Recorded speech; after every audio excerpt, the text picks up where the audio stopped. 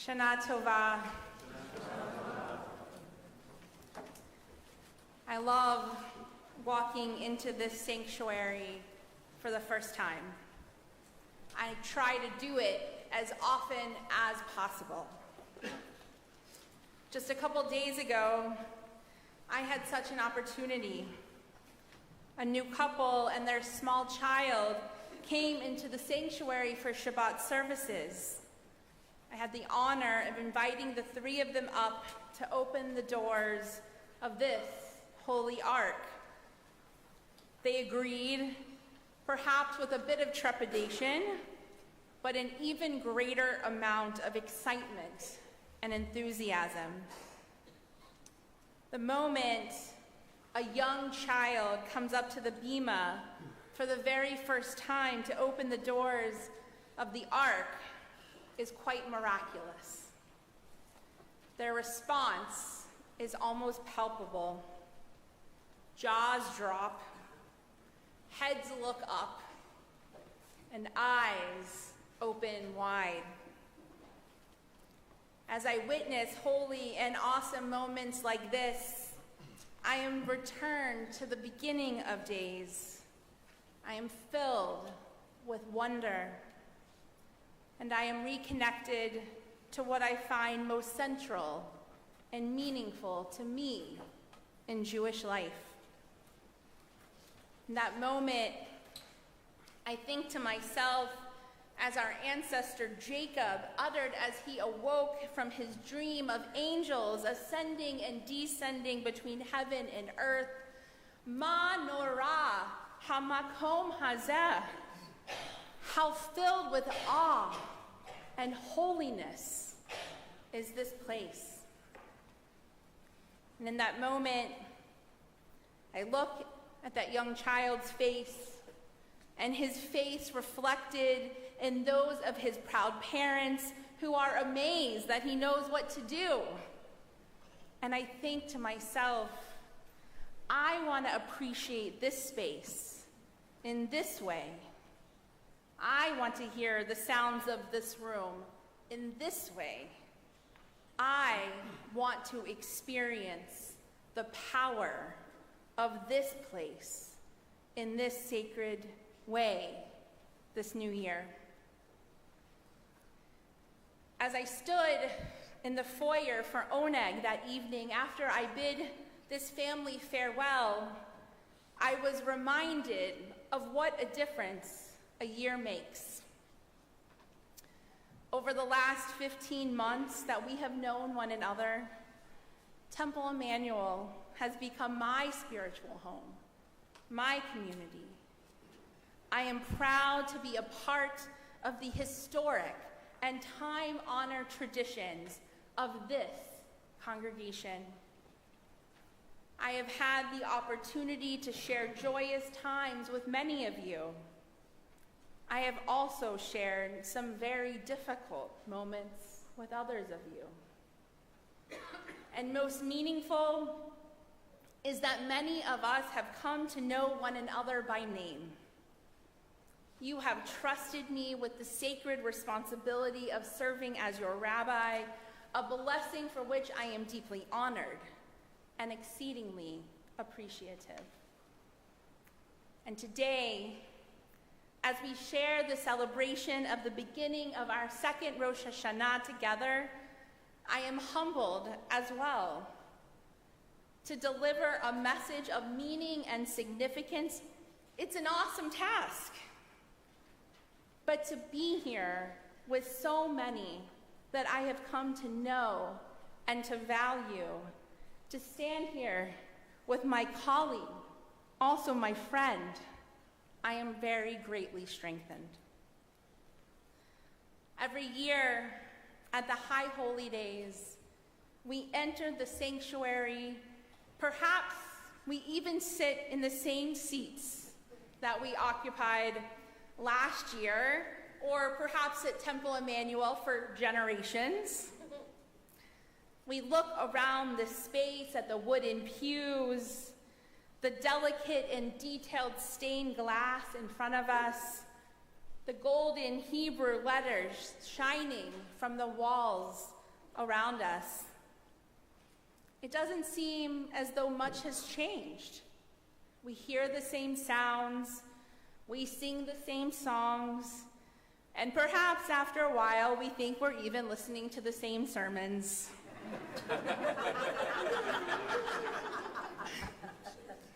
Much seems that it is just as it was the last time that we gathered together. But we are also aware of all that is different from a year ago, though it is not all immediately obvious to the uninitiated. Those who understand appreciate that not all is as it seems. To be sure, our world feels so different. And we have also lost friends and loved ones, dear members of this very community. And of course, we ourselves are different. This day, I imagine, is not so different from what our ancestor Moses experienced in the desert in the story of the burning bush. Moses found himself wandering in a familiar place, tending to his father-in-law's flock, as usual. All around was familiar, not so much as a change in the scenery or surroundings for miles on end. Likely, even in the heat of the desert, a fiery bush or wildfire was not a very uncommon sight. But this bush, this time, was different. The bush burned and was not consumed. And Moses noticed. Moses, shal na'alecha me'al raglecha, cried a voice from the burning bush. Moses, take off your shoes. You are standing on holy ground. How many walked right by that very day and did not notice this extraordinary sight? How many others failed to recognize the miraculous nature of this otherwise very ordinary bush? And more to the point, how many times did Moses himself fail to appreciate what was right there in front of him? We will never know the answers to these questions, but it doesn't matter what Moses did once or even many times before. What does matter is that this time Moses stopped. He slowed down, he took a closer look to truly see this miracle, to appreciate that the crown of the tree was not being consumed, to hear the crackling sounds of the wood burning, to see the blazing glow of the fire remain bright. In this moment, the Torah tells us, Moses took off his shoes. The Chafetz Chaim, the great 19th century Polish teacher who is best known for his writing on the Jewish laws of speech, comments on God's command to Moses to take off his shoes. The Chafetz Chaim writes, God speaks to each of us in this verse. At every moment, each one of us stands at our own burning bush. In every moment and in every encounter, we have the opportunity to appreciate the miracles right there in front of us. We have the chance to appreciate the sacred quality in our lives. Moreover, the Chafetz Chaim instructs us, never say, I could lift myself up to holiness at another time or in a different place. No, he counsels, the place on which you stand is holy ground. It is available to you now. Take off your shoes, take off the shell of habit, and rise up from where you stand. On Rosh Hashanah, we celebrate the cosmic creation of the universe, the birthday of the world. However, the central message of this day is not lofty or heavenly. As we read in the Torah portion for Yom Kippur, Lo b'shamayim hi, that which you seek is not beyond your reach. Rather, Rosh Hashanah comes to remind each and every one of us that we are not fixed by our past. Most of the time, we move in the world as though we do not have the capacity to change. We allow our habits to control us. How often do we become trapped by the standing obligations in our lives or to be pigeonholed by our past? Perhaps we even sit here now and believe that once we have seen things one way, we cannot ever see them differently.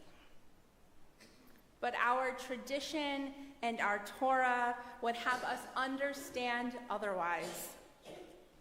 We read just 10 days from now on Yom Kippur, Re'eh natati lefanecha et hachayim ve'et hatov ve'et hamavet ve'et hara. See, I place before you today and every day life and good, death and evil. Uvacharta b'chaim. You can choose life. We choose life. We choose life when we slow down, we pause, we make a good faith effort to change the habits that make us feel heavy or that weigh us down or that have come to define us. We choose life when we remove the shell of habit that encase us and harden us to the mystery of the world in us and around us. The truth is, we have never experienced this moment before. As the Greek philosopher Heraclitus explains, you cannot step into the same river twice. Why? For it's not the same river, and you are not the same person. And so on Rosh Hashanah, we are invited to open ourselves up to the wonder of this place and of this moment. Take off your shoes. Remove the shell of habit. You are standing on holy ground. That we have some difficulty in making change shouldn't come as a big surprise. Programmed behavior is found throughout the animal kingdom. In an article I recently read in the New York Times, scientists reported the discovery of a fish that changes shape when it detects the presence of hungry predators. When this fish, not surprisingly, a relative of the carp, swims alongside the predatory pipefish, the carp quickly begins bulking up its outer body, eventually becoming so large that it is impossible for the pipefish to fit the carp in its mouth in order to eat it. This defensive, protective mechanism is called an inducible defense. The carp's response is always the same when it sees or senses the predatory pike in the water. The inducible defense is triggered, and the outer shell of muscle begins to develop.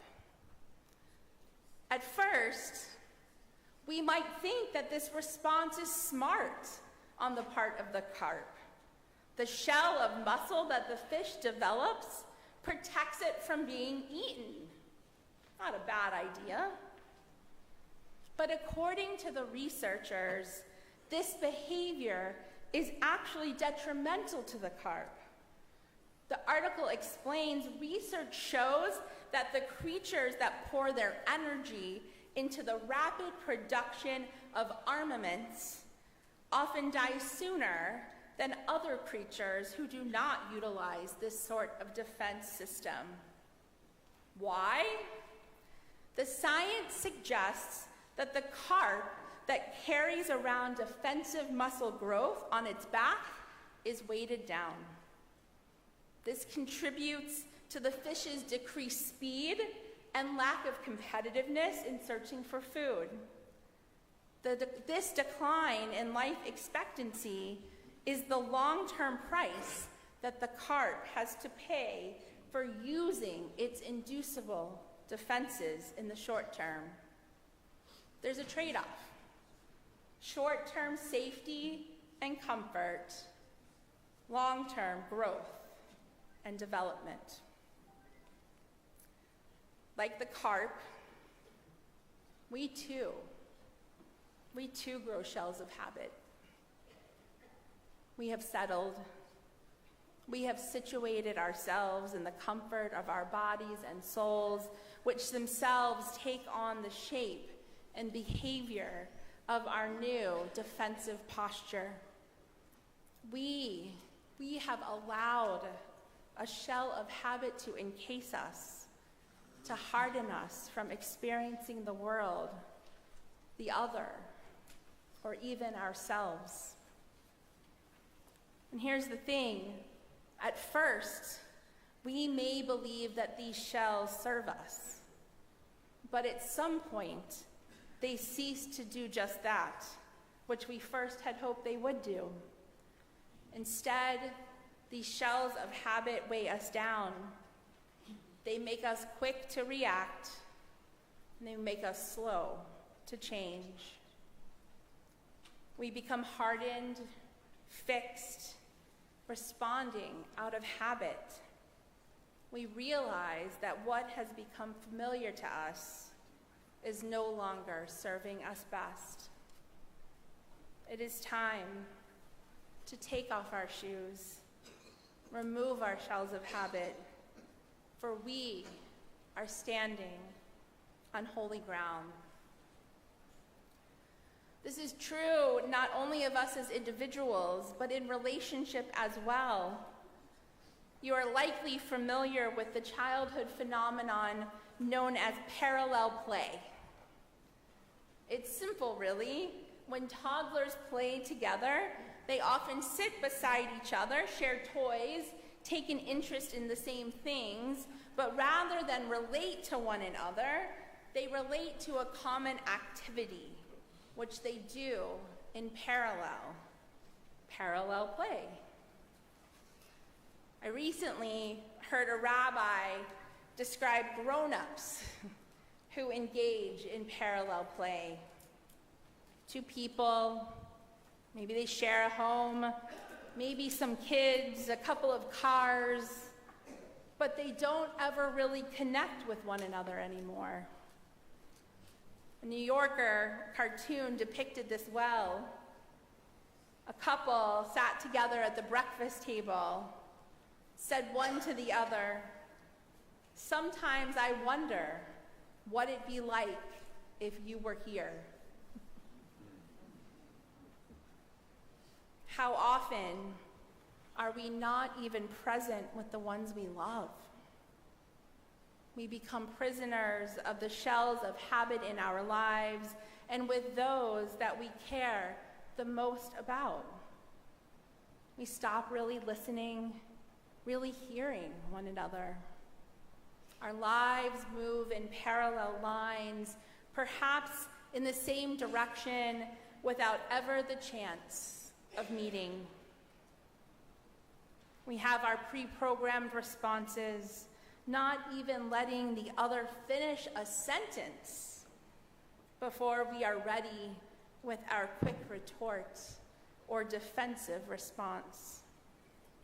Life, love, friendship, community has become patterned, predictable. We must take off our shoes, remove our shells of habit.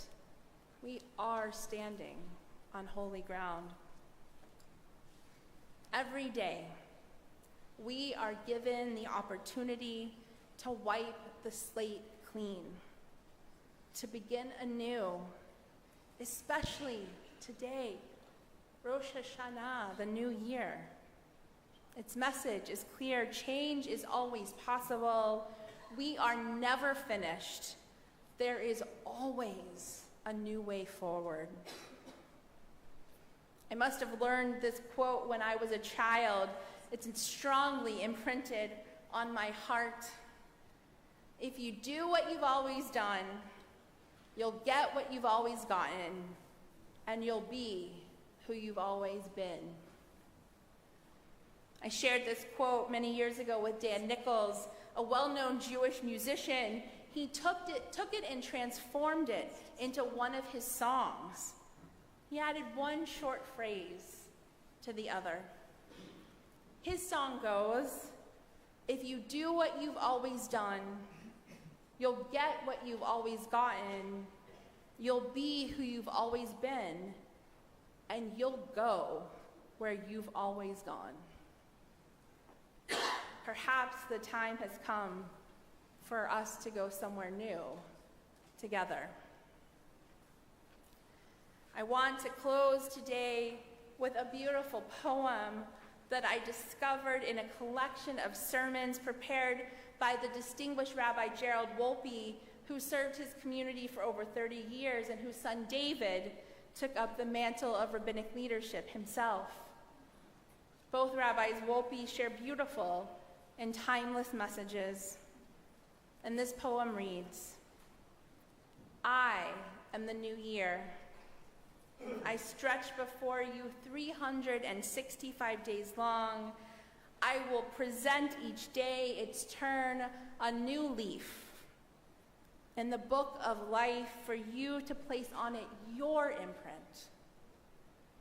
I am the new year, white and pure for you to fill in with love, hope, endeavor, patience, and trust. I am the new year. I am coming, but once past, I can never be recalled. You choose, and choose well. What I am depends on you. To this, I add only, I think it depends on all of us. This new year, let's take off our shoes. Let's remove our shells of habit. For the new year upon which we have today embarked is indeed holy ground. Shana Tova.